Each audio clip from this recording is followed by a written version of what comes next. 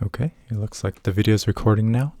I'm having a little bit of trouble with my internet upload and download speed, so not able to do a live stream for this, but I thought I'd just go through and record a little bit of a game development progress log. 2026 is starting, so this is going to be my maybe regular update and public vlog about making a video game in 2026. So what I've got here is a game design document that I've been working on for the past week or so. This is a game idea that I've had around an incremental game themed around gachas. So basically, the game is going to be called Good Luck Gacha, and it's an incremental game about improving your luck in order to collect rare gacha and make progress. So you're going to be rolling for gacha characters, resources and power-ups, the loot boxes or loot crates or gacha pools are going to give you these rare items that are going to allow you to increase your luck in the game that will in turn make your rolls even better and better. So that's the idea. Basically, instead of incrementing on attack power or incrementing on, so let's say if you're making like an incremental mining game, incrementing on mining power, all the power-ups and characters, resources, and stats are going to be based around luck. So as you progress in the game, everything is going to be built around this idea that you're going to be manipulating the chance that you're going to be able to find better and better items. And that's essentially how you're going to be unlocking the next tier in the incremental gameplay loop, right? At the beginning of the game, you're going to have a very hard time finding super rare items. The drop chances are going to be really, really low. And it's going to be very unlikely that you'll be able to find those higher tier, let's say like legendaries or epics that have 1% or even lower drop chances. But as you play through it, as you increment, as you upgrade your characters, your luck and chance of finding these things are going to go up and allow you to continue to progress and get incrementally rarer and rarer items. So that's where I think the fun is going to be. I'm very interested in playing with this idea of a game of chance. And I've put together this design document here in OneNote to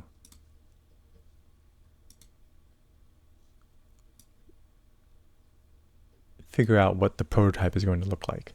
So let's walk through it.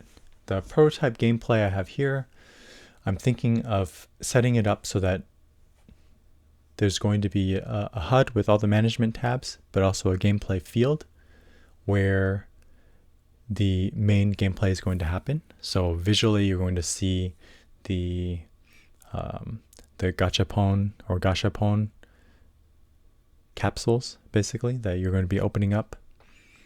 I hope to make it very interactable with drag and drop and clickable items so that you can feel like you're interacting with the gacha. You know, in the main game space, I also want to have these characters appear and be able to trigger their active and passive abilities visually so you can see that your characters are going to be helping out your gacha rolling, right? So you're going to roll for these characters, upgrade these characters, and they're also going to help you open your gacha boxes as well, right? So let's see what else I have. So in the corner, I'm thinking about putting together some resources. So you're going to be collecting resources, materials, upgrade items. And on the side with the management tabs, here's a list of things that you'll be able to manage. Heroes, items, upgrades, research technology. Thinking about putting some arcana so that you can have buffs around improving your luck that are themed around deck of cards. Then ultimately gacha and this sort of rare item theme is going to be centered around the idea of collection, right? So we're going to have a compendium so that you can see everything that you've discovered, maybe look at the drop rates and look at the items that you're trying to get. So higher quantity items, you'll see a lot of undiscovered items and figure out how to strategize in order to be able to find those. And then lastly, achievements. So general idea of having achievements, rewarding the player for making progress and figuring out how to unlock new things, and then the statistics around the player progress. So this will be stats. I think stats around just general gameplay log statistics around like maybe how many clicks you've had, how many characters you collected, what your total luck is, and maybe some probability related stats as well. Then in terms of the general gameplay, I think there will be a button for you to roll. You roll the gacha game starts. There will be this core mini game around opening up these boxes or opening up the gachapon. I want to have a seamless transition to reduce friction. So it's sort of a mini game that you can jump into and come out of very quickly without having to go through too many of transition or menus or loading. I would like visually to have these drops that you earn to remain on the field until you collect them. And then, as is standard for idle or incremental games, we're going to have idle progression happening while you watch the screen, or offline progress as well. Then just some ideas around understanding how much luck that you've gotten as a player. I want to include some statistics about how your current inventory or your current loadout, your current roster of characters is affecting your total luck. A party summary, just to push forward the idea that really this game is going to be about collecting gacha characters, collecting these heroes, and forming a party. And then any application of temporary buffs is going to be visible on sort of this main screen. So temporary consumables, timed power-ups that allow you, let's say, 10 minutes or 30 minutes to an hour of temporary buffs to your gameplay. There's a little bit of arcade inspired idea that I have here as well. I've been playing a couple of popular incremental games and arcade games, and I like the idea of just having this really short, concise gameplay loop that you're able to jump into and have fun for a few minutes. Couple of titles that I've played recently that I can recall being very arcade-like were Snake RX, SNKRX. This was like a snake game, roguelike, where you collected heroes with skills and classes to form a snake, and then you would play. Essentially, these heroes would line up like in the form of a snake, and you would play around the board, avoiding and shooting enemies. But it was snake gameplay, so up, down, left, right, and then you would have a line of heroes from the front of your party to the back of your party, and they would automatically fight and everything. But it was very arcade-like because with every run would be a few waves of enemies, and then you would be able to beat that, and then go back into the shop to buy more heroes, right? So it basically had this arcade style gameplay with the meta loop around it with the roguelike. I also played Ballit, Ballit.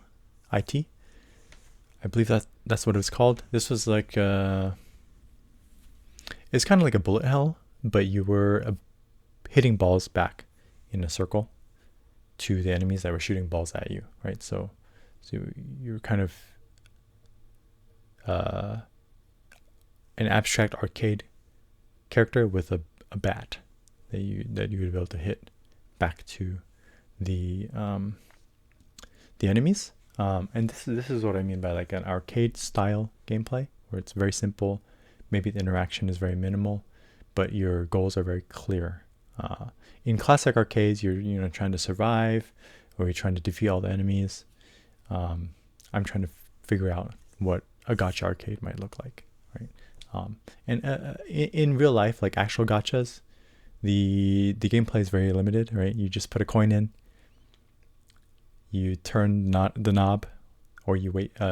You physically or mechanically interact with the machine, and then push a button and the ball comes out. So you have very minimal control over your actual luck, so to say, because you're just going to be getting the next ball that comes out, right?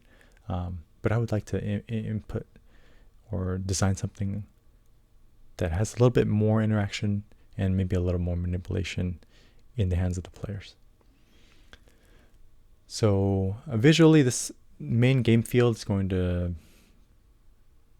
visually give you a sense of tangible progression, either through the increase of elements on the screen, or the increased complexity or change in the environment of the board. So the core gameplay loop is going to be structured around this mini games. Players going to be able to actively click to open their gacha. Some gacha might be a little more challenging to open. I think that might be interesting, to introduce a challenge to properly opening the larger gacha boxes. There will be abilities like something that we've been seeing in mobile games recently is that when the player's getting a reward, you can upgrade the reward. So you get a chest or you get a pack that's a common pack, and you click it a few times and it upgrades to rare. So you get the sense that you're improving your odds or improving your rewards. So ranking up your gacha boxes right before you're opening it, that could be a certain special ability. I have a couple notes here around auto clickers, and considering how the auto clickers presented to allow the player to assist the player in playing the game. So 3 notes on that. Rolling for gacha quantity and the gacha quality is going to be important. Rolling to open the gacha is going to be important interaction. And then re-rolling the starting gacha or heroes might be an interaction in the game as well. So the play loop summary, if I would have to summarize it very quickly, it's going to be players clicking on gachas to open up and unlock resources and heroes. This is going to allow automatic interaction with gacha boxes, so heroes are going to in turn help the player with the gacha opening process. When the player is idle or away, or even during gameplay, heroes are going to be actively helping. Then earned resources are going to be banked and waiting on the player to spend. This is the management portion of the game, where everything that you earn is going to be up to you to spend it efficiently and properly. And then lastly, the core loop is going to be about improving your heroes before you roll for more gachas, right? Because you know that if you improve your luck before you actually do the roll or open the box, then you're going to have better chances of getting something better. So there's going to be this very, very tight loop around anticipation of rewards, and a very clear line of action between the gameplay, sort of all the affordances and the gameplay interactions that a player has, and the tools, I would say, that they have to the goals that they want to reach. Okay, so that's the main idea of the game. I have a couple of goals here that I want to hit this year around designing this. essentially these goals are here for me to be more clear about the scope of the project, because generally speaking, if there are no constraints or no limits around the scope, I'm going to go crazy on the design and keep adding things until, not really until, but endlessly adding things and not finishing the project, right? So the goals here are going to be 4 hours of focused gameplay, 12 hours of completionist gameplay. So I'm looking to have a pretty long gameplay length, I would say, compared to shorter mini game style game that might take just 2 hours. And this is going to mean there's going to have to be a lot of content for the player to go through for these completionist runs, right? So you can imagine with more with the target of 12 hours, there's going to have to be a lot of things the player must have to unlock. And then strategic depth to gameplay and choices. This is something that is important to me. I want to reward players that are very careful or thoughtful about their actions and choices. So it's less so of an brainless idle game where there might be one or two interactions or choices, or maybe even no choices for a player to make. There's a lot of games that are more designed in that style where it's very obvious or it's very strict in terms of what the player has in front of them, what things the player has offered for them to do, right? So there might be a very strict upgrade path, or very strict resource constraints where players really only have enough to do one thing. I would say that's more of a railroaded gameplay design, but I would like to have a little more strategic depth to this and allow the player to try and experiment and make adjustments to their moment-to-moment optimization. Then something, maybe a stretch goal, speedrun possibilities.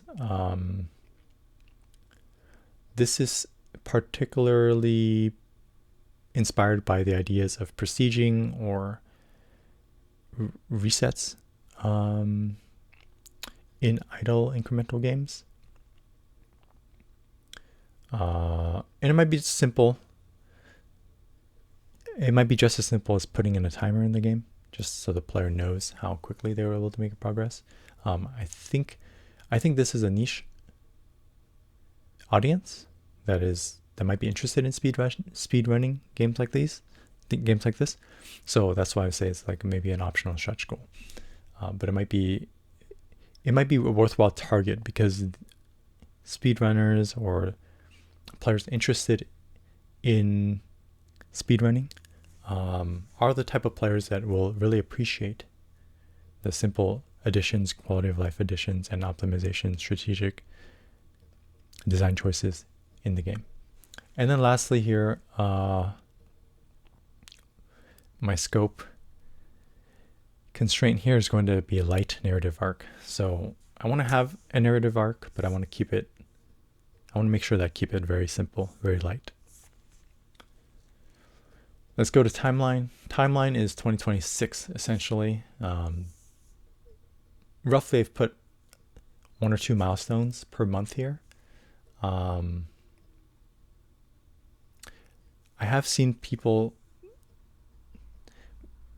execute on small games in a fraction of the time, 3 months, half a year.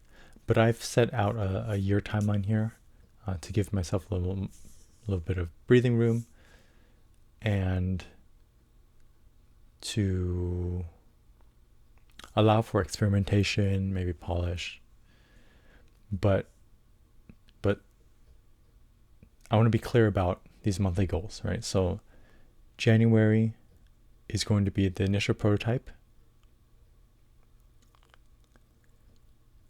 Month 2 and 3, once the prototype is done, then playtesting and iteration can happen. And then the final scoping around content. I think around this time, with the iteration and improvements to the game that I'm expecting to work on, we should be able to lock in like what the final game needs to be, and then start figuring out the UI UX, the visual elements, what it's going to look like. Then in April, I think we can start production and then get to the alpha milestone. So alpha would be something that's playable from, let's say it's playable from the beginning to the end. So most of the extremely core systems are going to be in place. Maybe not to the complexity that we want them, but it should be fully playable as an experience. Then month 5, May, I think I would spend time on the core systems development. So a lot more building out the supporting structures of the game, and then work on heroes. So heroes, what I mean by heroes here are the gacha heroes and the content. So more heroes. What heroes are we going to have at launch? All the hero designs, both visually and gameplay wise. And then from there it's going to be, I think, sort of a production mode, production to release, right? So putting in all the audio, putting in all the visuals, making the game look good. July and August, I have here 2 months for effects and feedback, and starting on marketing. So marketing is going to be would take a substantial amount of time. Then for the last quarter of the year, I have here a demo build, so putting together like a vertical slice for players to try out online, and then eventually working into an early access or sort of beta state for Steam. So that's what I have for timeline. I have a note here to aim to try to get to each milestone faster. Ideally we would be able to execute on this within half a year. I have put in a little bit of breathing room, but anytime we can finish faster and iterate more, the better, right? So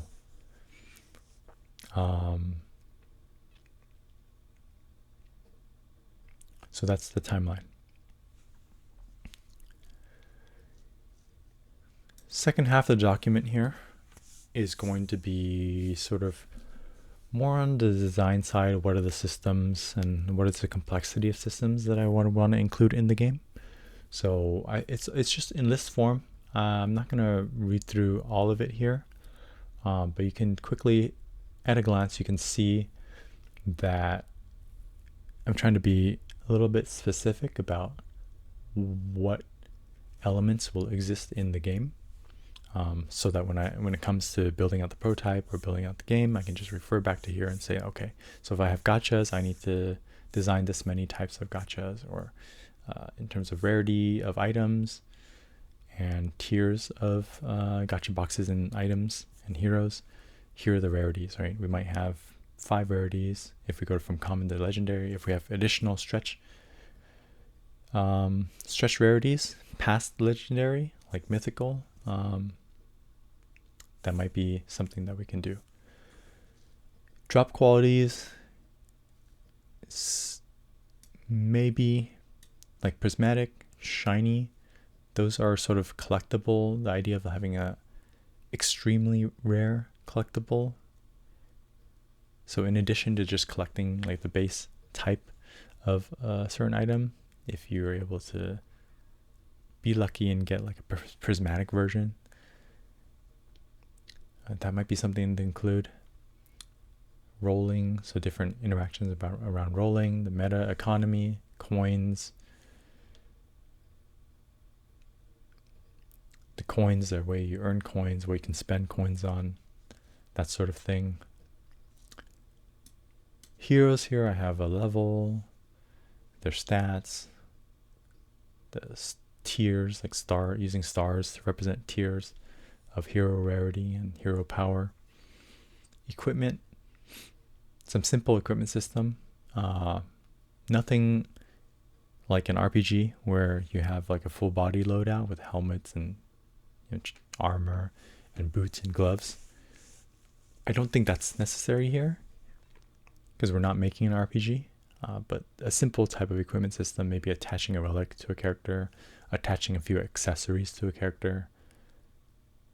That should be enough to add like a equipment item system and make it compelling. Nova constellations is an idea I have here, either around prestige or hero duplicates. So say like Genshin Impact does constellations for hero duplicates. When you pull multiple of a character, they get sort of multiplicatively stronger, right? Or their skills get powered up with that duplicate. So these are different paths to progress, paths to upgrading your power. Prestiging is also another idea around making progress, upgrading a hero, but then resetting that progress to get a second tier or an additive power that's tied to that progress, right? So then we have Arcana cards. Just an idea to improve fortune. These are like tarot cards. As you build out, let's say as you build out your tarot deck, you can start activating these tarot cards, activating more of them as you get more. So that's why I have some idea of different spreads here, where maybe you start out with 3 cards, a 3-card loadout, where you're only able to take 3 tarot cards or activate 3 of them at a time. Maybe as you upgrade, as you improve at the game, you're able to unlock more, so you can make use of more of those card effects. I have some extra expansion on like what the compendium looks like, what you can do in the compendium here, collection, seeing discovered, undiscovered items. Talked about that before. And then idle time is another central thing that we want to include. Making offline progress, offline income, encouraging the player when they come back, right? With this offline progress, and including the idea that having more heroes essentially kind of work for you in the game is gameplay itself, right? So this check-in, this appointment mechanic is part of the game itself. Okay, and then we have some points on statistics. These are just probability statistics for players that might be interested. And then lastly, I have here something that I thought should be included. It is part of the game design document. Just keep the goals very clearly in mind. These are not gameplay goals. These are going to be business target goals. And after doing a bit of market research around what the incremental genre has been doing on Steam, I've set myself some, I would say, achievable targets here that are like baseline numbers that I would want to hit for the first year. And if we're able to do this, I would consider this project a success. So we're looking at 100K year 1 revenue. So this would be with basically, let's say we launch the game and then a year passes by. I have here 100,000 as the target revenue, and we're going to use that to make some estimates. So if we are going to have a $5 starting price point, maybe a $10 premium DLC bundle, if we have like extra content we want to package together in a DLC. I think these are some pretty good price points to be thinking about when looking at comps for what I'm trying to build. Then that's going to be calculated as a target goal of 20,000 unit sales, right? So we want to sell 20,000 copies of the game.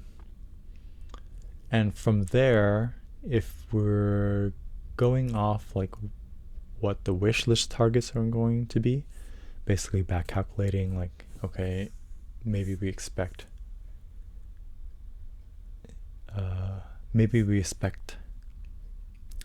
what is 5k? 5k would be 25%. Oh, sorry.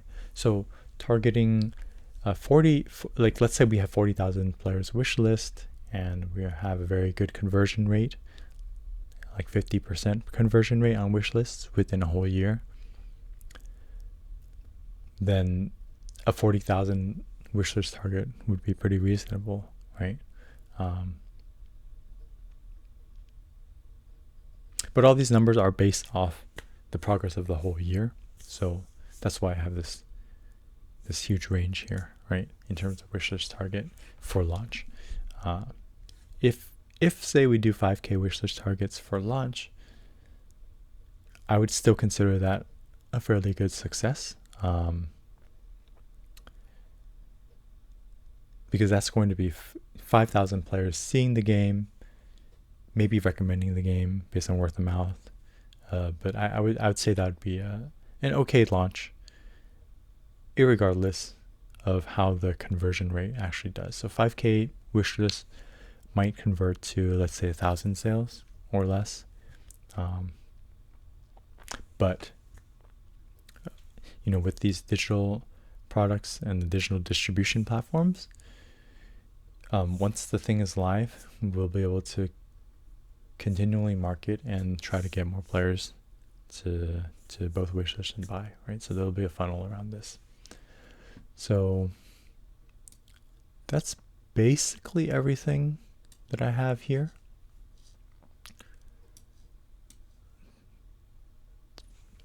I tried to put it together, a game design document here for clarity for myself on what I'm trying to build, and to allow myself to think through this entire process.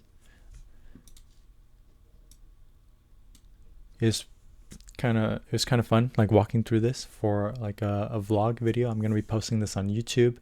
You can follow, you can subscribe. I'll put in my social channels below and my blog, so that if you're interested in seeing me make progress, regular progress towards making this game, I will be posting as regular updates as I can. Hopefully recording a couple more videos as I work through the prototype, and work through everything else as well. So thanks for watching. I know it's been a while since I put out a video. I've been pretty busy with family for the past year. I am in between jobs right now, so technically I went through the 2024 layoffs in the gaming industry. It's been really tough market out there, but I've been thinking about games on the side, and now that I have a little bit of free time for myself here as 2026 starts, I thought I'd pull out one of my older ideas and see what I can do with it. So the next video I'm going to do is probably going to be around setting up the project. So I'm thinking about learning Godot. In the past, I've done most of my projects in Unity, but it's been quite a while since I've touched Unity itself. I think about 3 to 4 years since I've actually sat down and opened like a Unity project.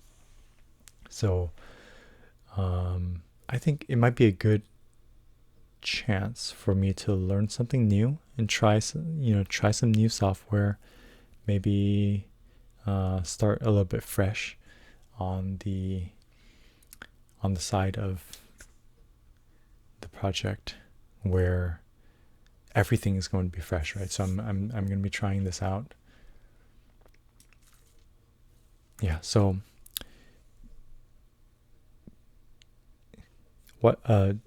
That's pretty much it. Watch out for the next video. I will be seeing you guys soon.